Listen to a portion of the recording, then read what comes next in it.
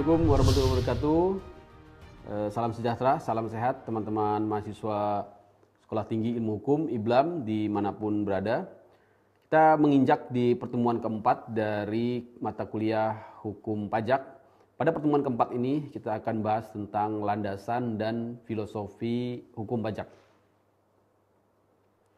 Yang pertama adalah asas-asas di dalam penyusunan undang-undang pajak. Bagaimana sih seharusnya undang-undang pajak itu disusun? Di sini ada asas-asas ya, yang harus dipedomani ya, di dalam menyusun suatu undang-undang perpajakan. Ya.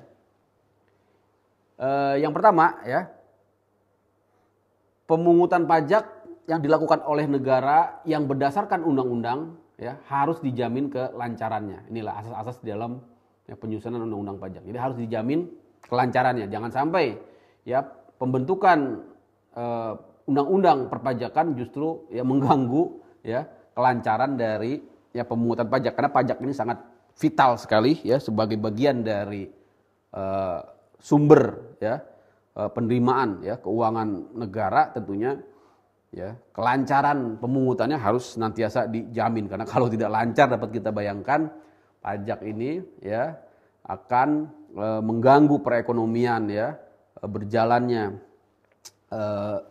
tugas-tugas kenegaraan. Yang kedua,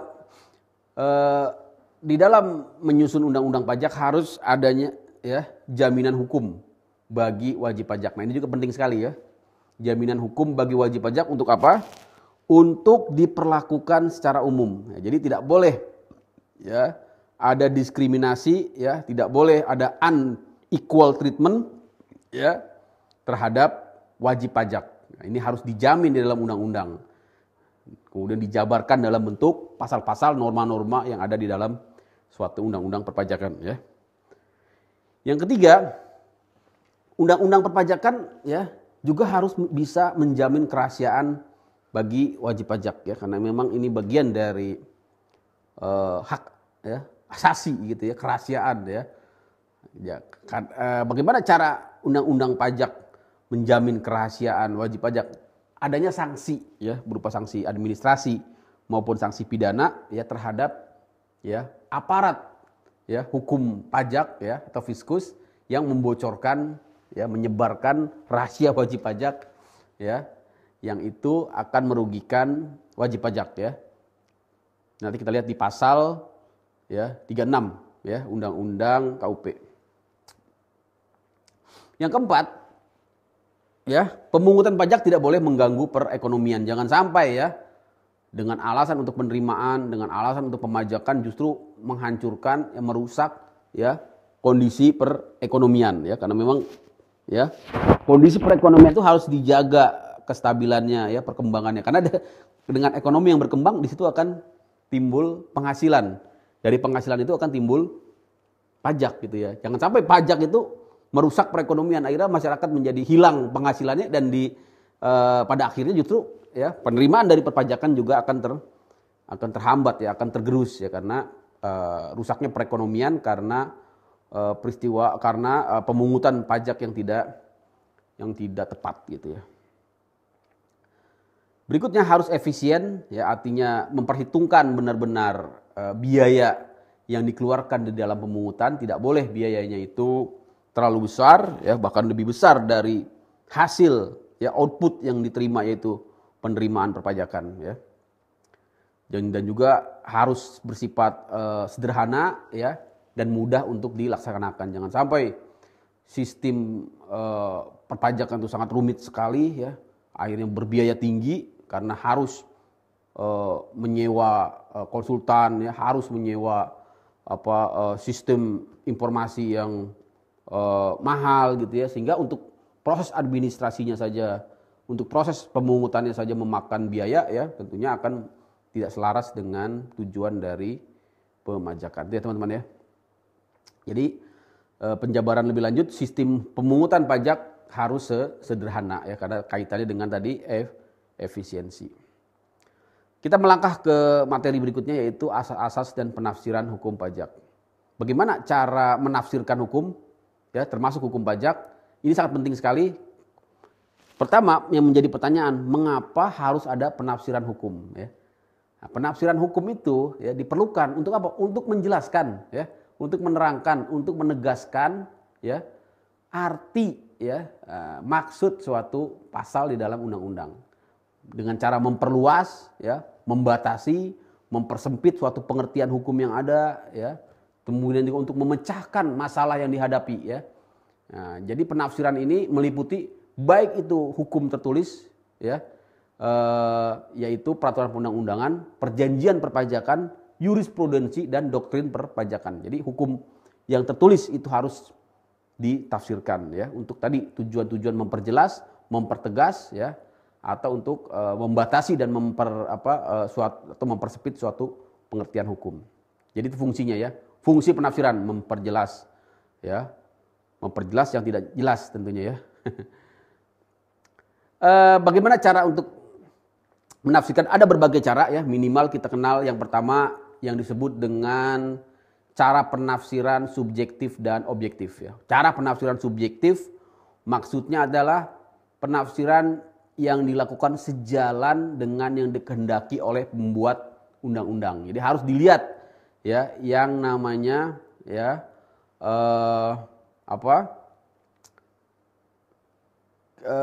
kehendak dari pembuat undang-undang. Kehendak dari pembuat undang-undang itu sepertinya maksudnya apa sih, gitu, ya. Misalnya saya kasih contoh di pasal 1 angka 29 Undang-Undang KUP, ya, Undang-Undang Nomor 28 tahun 2007 tentang pengertian penutupan buku, ya. Nah, bagi yang menyelenggarakan pembukuan dilakukan pada setiap tahun pajak berakhir, ya. Nah, jadi maksudnya itu, ya, teman-teman, ya. Jadi menafsirkan pengertian penutupan buku, gitu, ya, itu harus ditafsirkan secara subjektif berdasarkan Undang-Undang KUP, yaitu yang dimaksud dengan penutupan pembukuan itu adalah, ya, dilakukan pada setiap tahun pajak berakhir. Itu pengertian secara subjektif. Namun kalau dikatakan secara objektif akan menimbulkan, ya, pemahaman penafsiran yang berbeda, ya. Penafsiran secara objektif atas definisi penafsiran objektif itu apa? Penafsiran yang dilakukan terlepas dari pendapat pembuat undang-undang, ya. Jadi menggunakan sumber-sumber yang lebih ya, yang lebih objektif, bukan sumber-sumber yang bersifat subjektif. Nah, kembali ke contoh tadi mengenai penutupan buku, ya, kalau diterjemahkan, kalau ditafsirkan secara objektif, maka tidak terbatas hanya pada tahun pajak berakhir, tapi juga tahun buku berakhir, ya. Makanya ini nanti kaitannya juga dengan kewajiban pelaporan, ya, karena kewajiban pelaporan itu tidak hanya, ya, dibatasi sampai dengan tahun pajak, ya, bisa juga menggunakan tahun buku, ya, tergantung nanti dari bagaimana sistem, ya, akuntansi ataupun pembukuan di masing-masing perusahaan. Tapi tentunya dengan, ya, melakukan, ya, pemberitahuan dan juga persetujuan dari kantor pajak, ya, karena ini nanti akan menunda ataupun menimbulkan deadline, ya, jatuh tempo pelaporan yang berbeda dengan yang berlaku secara umum, ya. Tapi memang umumnya untuk tahun buku itu disamakan dengan tahun kalender atau tahun takwin, ya, tapi memang ada, ya, di perusahaan-perusahaan tertentu terutama yang merupakan cabang, ya, dari afiliasi di luar negeri itu yang menggunakan tahun pembukuannya tidak sama dengan tahun pajak, ya, atau tahun kalender. Dan itu dimungkinkan di dalam hukum pajak. Berikutnya yang disebut dengan penafsiran restriktif atau sempit dan penafsiran luas, ya. Jadi kalau penafsiran sempit tentunya dengan memberikan pengertian yang terbatas, ya. Misalnya kalau kita menafsirkan kata-kata wajib pajak, ya. Kalau ditafsirkan secara terbatas, secara sempit, secara restriktif, wajib pajak itu hanya terbatas wajib pajak yang ada di Undang-Undang PPH, yaitu orang yang sudah memiliki penghasilan, gitu, ya. Nah, tapi kalau menggunakan penafsiran yang luas, ya, atau ekstensif, maka wajib pajak ini harus juga dilihat pengertiannya yang ada di dalam Undang-Undang KUP. Jadi tidak hanya terbatas pada orang yang memiliki penghasilan, tapi definisi wajib pajak juga diantaranya masuk, ya, termasuk di dalamnya adalah pemotong pajak, ya, bendaharawan, ya, pemungut pajak, ya, termasuk juga pembayar pajak tentunya, termasuk juga orang pribadi, termasuk juga di dalamnya badan, ya, yang mempunyai hak dan kewajiban perpajakan sesuai dengan peraturan undang-undang. Jadi lebih luas definisi wajib pajak kalau ditafsirkan secara luas atau secara ekstensif. Berikutnya untuk metode penafsiran hukum pajak kita kenal banyak sekali metode gramatikal, nanti teman-teman bisa baca ya. Metode tafsir otentik, ya, metode tafsir historis, metode tafsir sistematik, metode tafsir sosiologis, metode tafsir perbandingan, ya, metode tafsir doktriner, ya, metode penafsiran analogis, ya, metode penafsiran a contrario. Nah, itu semua bagian dari tata cara metode penafsiran hukum, ya, yang sangat bermanfaat sekali untuk mahasiswa hukum, ya, dalam rangka tentunya nanti menggali, ya, kejelasan, ya, atau hakikat kebenaran dari suatu norma yang belum jelas, ya. Mungkin saya jelaskan satu-satu, ya. Penafsiran gramatikal artinya berdasarkan tata bahasa, ya, grammar, ya, gramatikal, ya, tata bahasa menurut susunan kata-kata kalimat yang ada di dalam undang-undang. Itu, ya, saya jelaskan. Penafsiran otentik yang kedua, yang adalah penafsiran yang bersumber dari penjelasan di dalam suatu pasal yang dimuat di dalam, ya, penjelasan undang-undang, ya, atau kita temui di tambahan lembaran negara. Karena batang tubuh undang-undang itu ada di lembaran negara, tapi penjelasannya ada di tambahan lembaran negara. Itu disebut dengan tafsir otentik, ya. Bisa juga dengan menggunakan ketentuan umum, ya. Tadi selain penjelasan atau mukadimah pembukaan suatu, ya, undang-undang, ya. Itu penafsiran otentik. Ya, teman-teman, ya. Penafsiran otentik ini yang berkembang, ya, berdasarkan ilmu hukum yang dapat saya sampaikan, juga tidak terbatas hanya kepada penjelasan di dalam undang-undang, tapi juga kepada yang disebut dengan, ya, naskah akademis, ya, naskah akademis. Itu juga memberikan penafsiran otentik terhadap suatu, ya, hukum pajak. Berikutnya penafsiran historis adalah menafsirkan undang-undang dengan melihat, ya, sejarah, memori van toelichting, ya, draft, ya, risalah-risalah yang ada di dalam proses pembuatan undang-undang, ya. Atau di dalam hukum Islam disebut sebagai asbabun nuzul, ya.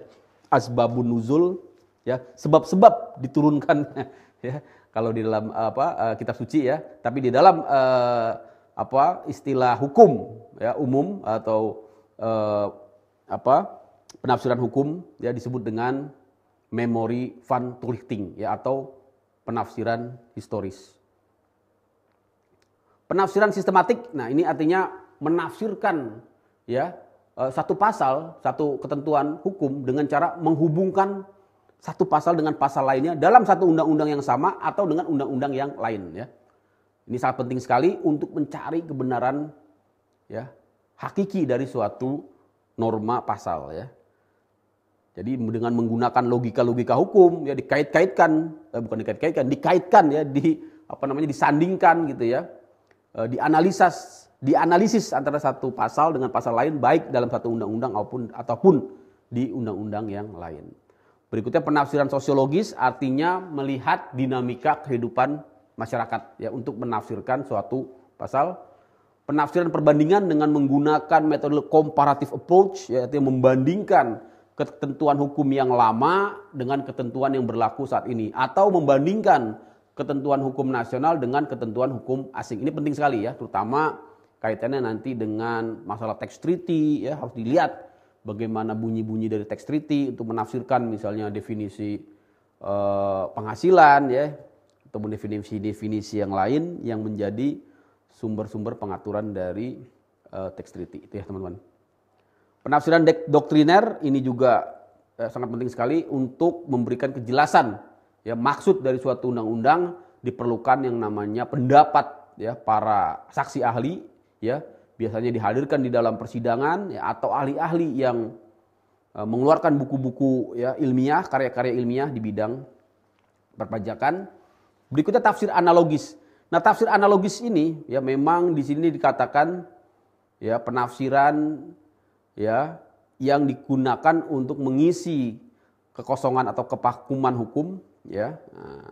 Sehingga hakim dapat saja menggunakan penafsiran analogis. Namun memang di dalam khasanah hukum pajak, ya, penafsiran analogis ini, ya, apabila dia merugikan wajib pajak, dia tidak dapat digunakan, ya, atau istilahnya adalah in dubio, ya, in dubio contra fiscus, ya, in dubio contra fiscus, ya.